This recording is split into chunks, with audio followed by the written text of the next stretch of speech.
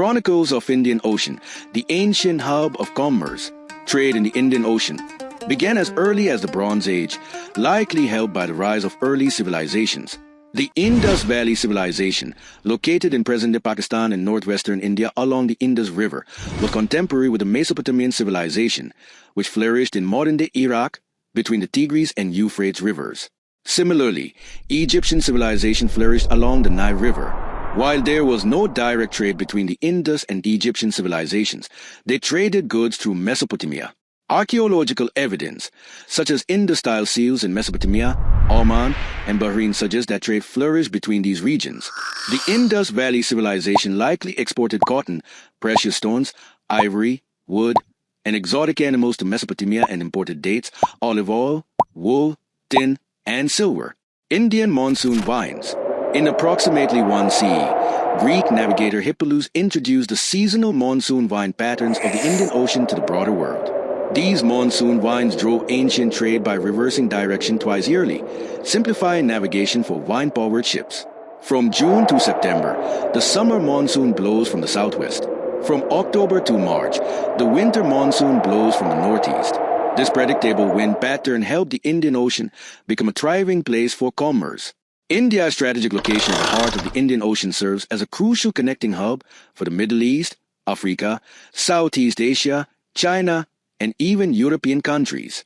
For instance, silk from China was transported to distant European kingdoms through the maritime silk trade route. This illustrates the vastness of the trade network across the Indian Ocean. Roman Empire's trade deficit, circa 110 CE. At its peak, the Roman Empire stretched from Britannia in the north to Egypt in the south, emerging as a dominant economic force. Romans traded with Indian kingdoms through Egyptian ports, connecting to major India port cities like Baruch and Mujaris. Roman citizens indulged in Indian spices, jewels, ivory, and other luxury goods from India. These buying sprees caused a trade deficit and a continuous outflow of gold and silver from Rome to India. So much so that Pliny the Elder described India as the sink of the world's gold.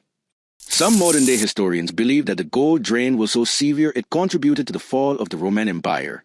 Dominance of Indian and Arab traders, 7th to 15th century. By the 7th century CE, after the fall of the Roman Empire and the rise of Islamic caliphates, Arab and Indian traders began to dominate the Indian Ocean trade. Arab traders played a significant role in key ports located in the Persian Gulf, the Red Sea, and East Africa, facilitating connections between India, the Middle East, and the Mediterranean. Indian and Arab traders worked together in various regions, focusing on commerce rather than conquest. This collaboration contributed to the establishment of a thriving trade network. This era saw the rise of influential kingdoms like the Chola Kingdom, the Gujarat Sultanate, and the Vijayanagra Empire in the Indian subcontinent, which fostered trade with China, Southeast Asia, and the Middle East. In the Middle East, the Abbasid Caliphate and later the Ottoman Empire controlled key trade routes across the Indian Ocean. For nearly 1,000 years, Arab and Indian traders dominated the Indian Ocean, creating a stable and interconnected trade system. Chinese treasure fleets, 1405 to 1433 CE. The dominance of Indian and Arab traders in the Indian Ocean was temporarily challenged by the treasure fleets of the Ming dynasty. Ming Emperor Yongle commissioned the enormous flagships, the largest measuring 120 meters long, bigger and technologically superior to the ships of Arab, Indian, or European traders. Between 1405 and 1433, imagine a fleet of 300 massive ships sailing across the Indian Ocean, with China's Admiral Zheng He leading the way. His voyages expanded trade but also sent a clear message: China was a superpower on the seas. These voyages expanded Chinese influence over the Strait of Malacca, with Southeast Asian countries paying tribute to the Ming dynasty for protection. The Ming dynasty strengthened its ties with Indian and African kingdoms during voyages. Zheng He also helped to quell the pirates and ensure Chinese protection for safe trade routes in the Indian Ocean.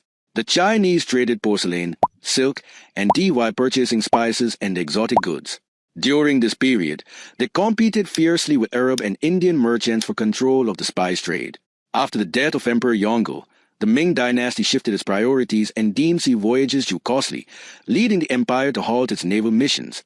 Consequently, the influence of Chinese traders diminished, allowing Indian and Arab traders to regain their dominance over the spice trade in the Indian Ocean. These traders had no idea that within a few decades, a small European kingdom from the Iberian Peninsula would shatter their centuries-long dominance of spice trade routes. I hope you enjoyed the second episode of Chronicles of the Indian Ocean. The next episode is the age of exploration in the Indian Ocean, which anyone from a colonized country could only see as the age of loot. Stay tuned for our next episode. Before you go, please like, share, subscribe, and leave your thoughts in the comment section of this video. See you next time.